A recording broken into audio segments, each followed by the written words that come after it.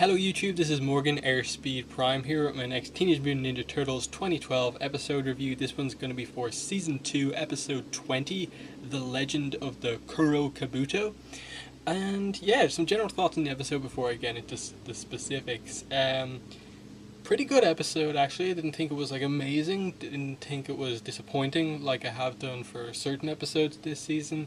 But this one was interesting just because they gave the villains a pretty big focus in this episode, and really kind of played up the villains more, I think, in the episode than the turtles, as well as introducing a new character who I think it's pretty obvious who is eventually going to become, but this guy, Anton Zek, I believe is the name, was really interesting and kind of funny and cool, and at the same time really added a different dynamic to the episode. And then just the whole concept of the episode being based around, okay, Shredder's had this trademark helmet all the first two seasons basically. Now let's tell you the details about this and that people want this and that it's really important to Shredder. And that was pretty interesting because through this episode focusing on Shredder, we got more character from him than we have gotten in the whole of the show so far basically. So I was pretty pleased with certain aspects of the episode. The only real thing I was disappointed with was just that how the episode came to an end. It was just it just really felt like it ended so suddenly. Like I could have got the whole like idea of okay, they trade the helmet back to Shredder. They think they have Karai.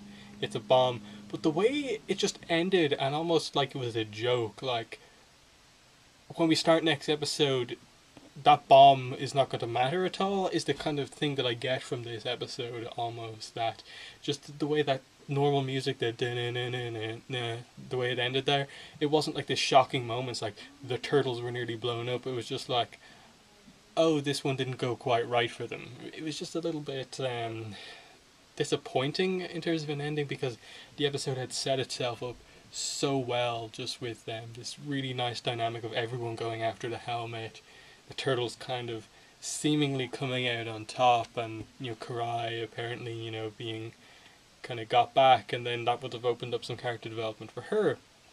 But let me get into some topics now. I'll talk briefly about Karai in the episode. We thought she was obviously there towards the end, but it wasn't the case. She was just kind of like dummy rigged up with some C4, and she's still in prison, and she's trying to escape. She has some tricks going on. She's trying to apparently kind of cut through the bars of her cell to get out. Maybe that's a setup that somewhere down the line towards the end of the season she will escape.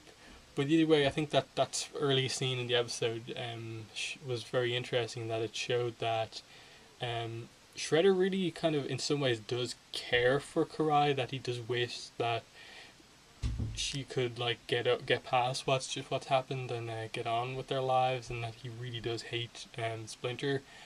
But you can see that feels very betrayed by him. So I don't think they're going to do too much with regards to, maybe she'll go back to Shredder, and then there'll be a back and forth again. I think when she does escape, and she will be part of the main team, which would add a lot of interesting dynamic to it. Simply because there's so many mutants now allied with Shredder right now. This episode really showcased that fairly well. That you have Tiger Claw, you have Zephyr, you have Bradford, Fish Face, and the Baxter Stockman. You've got a lot of people there, and as well as Shredder himself, and the Krang are out there as well. So I think adding someone else to the Turtles team would work very well, and it would give Casey and April another kind of teenage character to interact off, and just getting to see Karai in a more kind of normal setting where she's not just the villain girl of the series, that get to see what she is just normal day to day, kind of almost that kind of Azula type dynamic from Avatar The Last Airbender, almost, that she's been raised by this evil guy her whole life, but how has she developed, I suppose, as a person? Like, obviously he's taught her to fight, how to fight and all of this other stuff, how to be a tactician, manipulate people. But does she know how to just be a teenager? And maybe that's what the Turtles and April, Casey can teach her. That'd be pretty cool if they do anything with that. Not to mention they've kind of set up something with Karai and Leo in terms of a friendship. That would be cool. Plus, her and Splinter, obviously there's a lot to go on there now that she knows what's up with that. But yeah, the focus of the episode, title of the episode, obviously is about Shredder's helmet, the Kuro Kabuto. Pretty cool name, and pretty cool backstory on it as well, just with regards to him explaining his whole kind of like where the helmet came from, the kind of the family honor that he has, that they bet this kind of evil samurai guy basically stole these artifacts from a lot of his enemies, forged them together to make this helmet, and the big thing is that the helmet hasn't been damaged in like 1,500 years. So that could be some great setup if, like, for instance, you have another Shredder Splinter fight, Splinter damages the helmet, or what they kind of set up a little bit in this episode, that Leo will train up and he'll be able to take on Shredder at one point, one-on-one, and maybe he'll damage the helmet or something like that. Because I think that's what the 2003 show did, if I remember correctly, that while they set up the Splinter and the Turtles against Shredder, towards the kind of end of that kind of arc, they definitely went down the road of, there's a big thing of just a rivalry of Shredder versus Leonardo as a kind of one-on-one fight. I think they set that up, and that was pretty cool. I'd like to see that here, because when it came down to, towards the end of the episode, Leonardo going to trade the helmet, it wasn't much of a fight until the Turtles arrived, and even then it wasn't a fight. So I do hope the Turtles kind of can develop and maybe face him on a more even plane. But some of the other stuff in the episode then, yeah, the interesting dynamic of the kind of Russian guy basically hiring our new character Anton Zek, Master Thief, to steal the Kuro Kabuto to add to his collection of legendary artifacts. Interesting. Not sure if we're going to see the Russian guy again. We'll definitely see Zek again, I think. But what a cool character, just with regards to, super technology focused. He has the invisibility, almost Tron-like with the stuff. He can activate something with his hair, and then it's like this solid energy or something like that. And it's pretty damaging. And then he has this kind of almost kind of grinding around on his shoes stuff on power lines. Really cool character. Now, obviously we know from leaked images and stuff like that on, I think, Playmate's websites, the people who make the toys, that he's basically going to be mutated into Bebop or Rocksteady. I honestly, just thinking right now, can't remember which one's which. But we know that those two are coming into the series at some point, and that's interesting. But again, if they're going to play this mutation card again, like, this is going to be like the 5th or 6th time, probably more in the series that they're doing this. And he seems a pretty cool character without the mutation. And for me, this would be like the 5th or 6th time in a row where a character, they've tried to mutate them to add something interesting to the character, but it just hasn't done anything. Bradford being the prime example, he's gone through 2 mutations and is still just kind of like, oh, he's there, he's a mutant. He's a bad guy.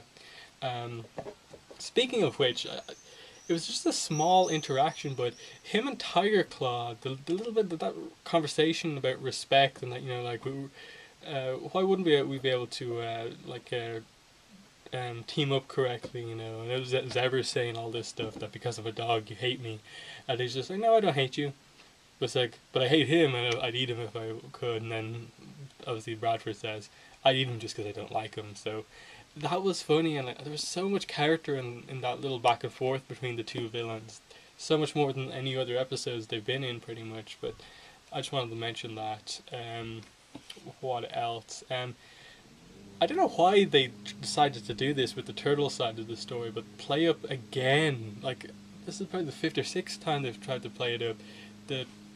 The other turtles doubting Leonardo's leadership, and it was barely a thing in the episode, but it was clearly set up as the tiny plot point for Leonardo in the episode, that they're doubting him again, and then there was no there was no resolution. There was no moment where like the other turtles went, "Oh, this is why we need to respect Leo." It was just heat of the moment. Raph goes, "Go, go, go save Karai. We'll deal with it here." And it's just like, why did you bring it up if you're not going to make a big deal about it? But in many ways, I'm glad they didn't make a big deal about it, because I'm so tired of that being a plot point in the series, that Leonardo's leadership is in doubt. Please don't bring it up ever again, unless you decide to do something important with it. And yeah, just don't want to hear about that anymore. Uh, I suppose we got more scenes just with Shredder interacting with his henchmen, and that was cool just because you could tell like this was serious business. Like, my helmet has been stolen, and like he's threatened them a lot, like he's gonna kill them if things don't go right. But you could tell that if he didn't get his helmet back at the end of that day, he was going to kill a lot of the people around him, and that was pretty intense. Add to that just that how crazy he looks without the helmet on, just the burns, the scars and stuff like that. It's just it's really kind of like hard to look at him actually at times, just because of how crazy he looks.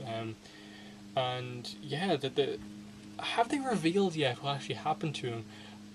I think when they've gone and like given us any information on the backstory of what happened to Splinter's wife and the specifics around how he ended up mutated and losing, how Shredder came to basically take Karai. I think it's something about like there was a fire, and to escape or something like that, Splinter burned Shredder or something like that. I don't know if they've actually given us the full story, but it's something like that we can assume, and that's why they hate each other so much. Burns and families and stuff like that. Pretty intense if they get back to it in time, but yeah, what else is there to mention? Just I suppose a lot of the action stuff.